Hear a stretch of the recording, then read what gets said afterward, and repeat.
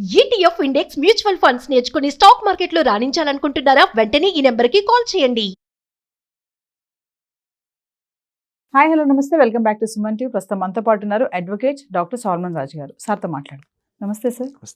Sir, ఇప్పుడు బాగా చదువుకొని ఉద్యోగం చేసే కెపాసిటీ ఉండి కూడా ఈ విడాకుల సమయంలో వైఫ్ హస్బెండ్ దగ్గర నుంచి మెయింటెనెన్స్ అడగడం అనేది కరెక్ట్ కాదు, సబబు కాదని చెప్పేసి ఢిల్లీ హైకోర్టు రీసెంట్గా తీర్పిచ్చింది.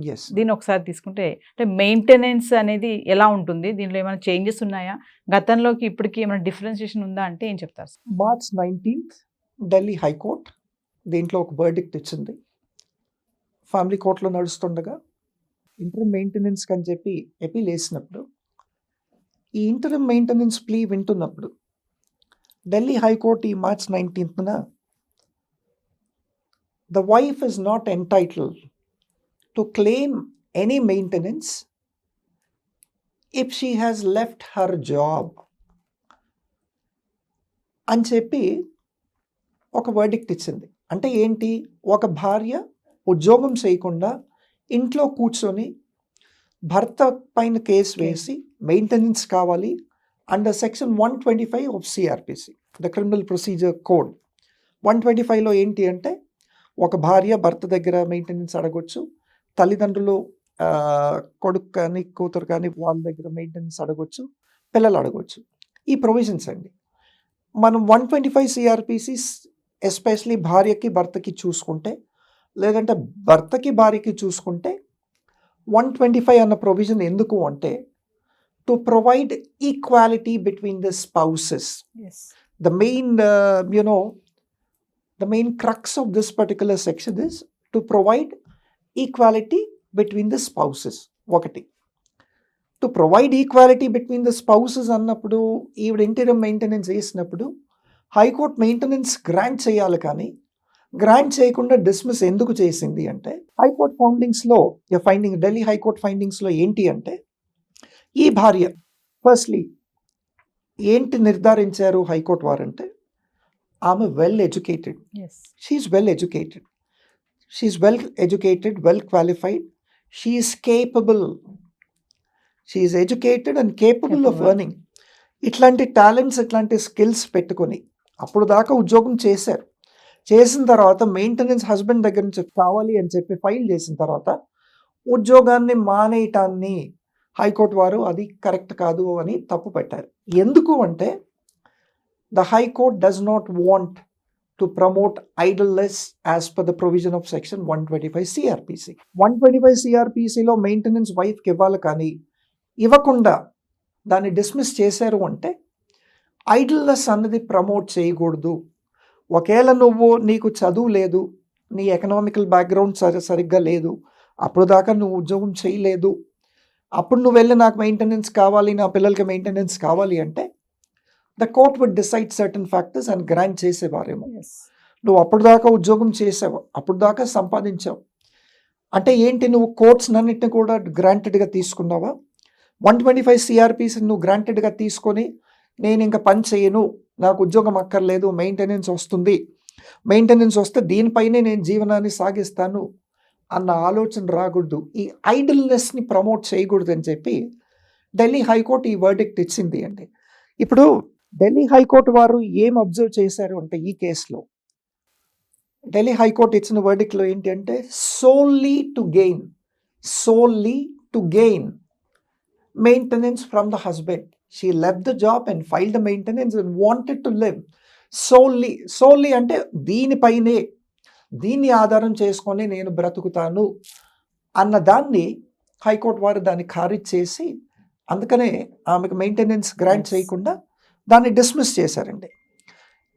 ఈ మెయిన్ క్రక్స్ ఏంటి ఢిల్లీ హైకోర్టు ఇచ్చింది అంటే, ఒకటి, మీరు వెల్ ఎడ్యుకేటెడ్ అయి ఉండి మీకు ఆ స్కిల్స్ ఉన్న తర్వాత, మీకు ఆ ఎక్స్పీరియన్స్ ఉన్న తర్వాత, మీరు you are suitable to go and work somewhere.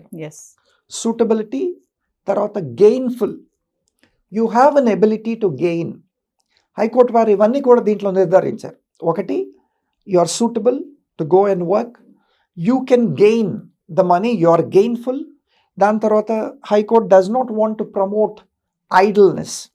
దాని తర్వాత solely for the purposes to gain some benefit in the form of maintenance from the High Court కాబట్టి ఈ వీటన్నిటిని కూడా పరిగణంలోకి తీసుకొని హైకోర్టు వారు దీనికి మెయింటెనెన్స్ గ్రాంట్ చేయలేదు. ఎస్, అంటే సార్ ఇక్కడ చూసుకుంటే మహిళలు ఈ విడాకుల సమయంలో అంటే ఇలాంటి చట్టాలను కూడా దుర్వినియోగం చేసుకుంటున్నారంటే కెపాసిటీ ఉండి కూడా క్యాపబిలిటీ ఉండి కూడా ఎర్నింగ్ చేసేటటువంటిది హస్బెండ్ ఇచ్చే మెయింటెనెన్స్ మీద ఆధారపడాలి, నేను ఎందుకు జాబ్ చేయాలి, నాకు డబ్బులు రావాలి అని ఇట్లా వెళ్తున్నారు. సో ఈ తీర్పు అనేది ఎలా తీసుకొచ్చి అంటారు, ఎలా చూస్తారు ఇలాంటి తీర్పు వచ్చినప్పుడు? ఎగ్జాక్ట్లీ. ఇప్పుడు చూడండి, ఇది హైకోర్టు కాదు, సుప్రీంకోర్టు కూడా కొన్ని పర్యాలు కొన్ని కేసెస్లో చూసింది ఏంటి అంటే ఈ 125 CRPC అన్నది దుర్వినియోగం చేయబడుతుందండి. రీసెంట్గా మనం ఒక 1-2 months బ్యాక్ చూస్తే కర్ణాటక హైకోర్టులో ఇట్లాంటి ఒక కేసు వచ్చింది, wherein the wife wanted 2 crore rupees maintenance per month and about 50 crores or something as a permanent alimony. So this is way beyond, too much of exaggerated figures వీళ్ళు claim చేయడం. కోట్లల్లో monthly maintenance claim చేయటం ఏంటి, కోట్లలో alimony claim చేయటం ఏంటి? Because you got married, you are a legally wedded wife, it does not give you a right to literally drain the husband of all his property. ఒక particular కేసులో నాకు ఏ కోర్టో గుర్తులేదు కానీ దాంట్లో ఆ హైకోర్టు ఏమన్నది అంటే హస్బెండ్ దగ్గర ఉన్నదంతా కూడా వైఫ్కి మెయింటెనెన్స్ రూపంలో కోర్టు వారు గ్రాంట్ చేస్తే హస్బెండ్ ఏంటంటాడు, హస్బెండ్ ఎట్లా బ్రతుకుతాడు, హస్బెండ్ లైఫ్కి కూడా ఒక వాల్యూ ఉంది కదా అని చెప్పి ఒక కోర్టు చక్కటి జడ్జిమెంట్ ఇచ్చిందండి. అందుకనే 125 CRPC వచ్చినప్పుడు to promote suitability amongst equality amongst the spouses అన్నది. హస్బెండ్ సంపాదించేది అంతా కూడా వైఫ్కి మెయింటెనెన్స్ ఇచ్చి హస్బెండ్ పిచ్చోడ్ అయిపోయి రోడ్ల మీద తిరగటం కానీ చెట్టు కింద కూర్చోటం కానీ జరగకూడదు. డిగ్నిటీ ఆఫ్ లైఫ్ కూడా ఉంది. ఆ డిగ్నిటీ ఆఫ్ లైఫ్ని అప్హోల్డ్ చేస్తూ కోర్టు వారు వీటన్నిటిని కూడా పరిగణంలోకి తీసుకొని మెయింటెనెన్స్ అనేది గ్రాంట్ చేస్తారు.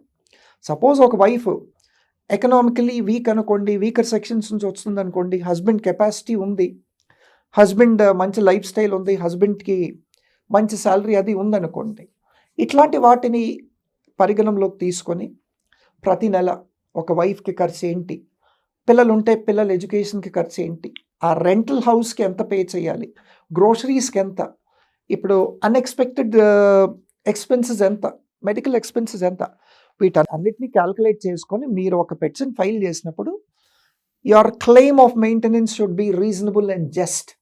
It cannot be unreasonable, it cannot be in crores of rupees, it cannot be unjustful అన్న ఒక మెసేజ్ని కోర్టు వారు సమాజానికి తెలియచేయాలన్న ఉద్దేశంతోనే ఇట్లాంటి వర్డిక్స్ ఇవ్వడం జరుగుతుందండి. హస్బెండ్ మీరు రైట్ ఉంది కదా, 125 CRPC ఉంది, DVC ఉంది కదా, తర్వాత HMI ఉంది కదా అని చెప్పి మీరు యూ కెనాట్ క్లెయిమ్ అన్రీజనబుల్లీ అండి.